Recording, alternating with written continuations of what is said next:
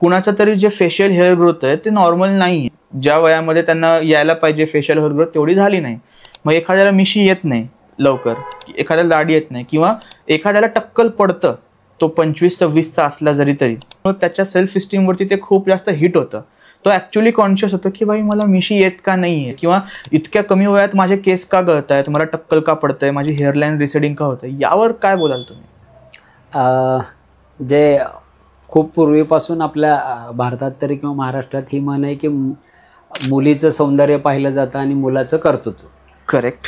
एक तुम्हाला normally hair असणे किती आणि काही आजारामुळे नसणे, तर ह्या दोन वेगवेगळ्या गोष्टी आपण सेपरेट कशासाठी केल्या पाहिजेत की प्रत्येक माणूस वेगळा आहे, तसं त्याची हेअरची डेन्सिटी म्हणजे हेअरचे फॉलिकल जेवढे खाली असतील रूट तेवढेच ते केस येणार वरती. करेक्ट.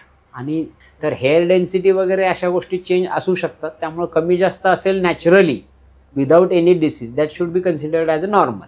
ते कमी असेल थिकनेस बियर्डची, त्यामुळे व्हरायटी तुम्हाला पाहायला मिळेल. त्यामध्ये थोडंसं काउन्सिलिंग करायला पाहिजे डॉक्टरांनी, जर तसं काही न्यूनगंड असेल त्यामध्ये, तर की हे प्रत्येकाचं वेगळं आहे आणि तुमचं असं आहे.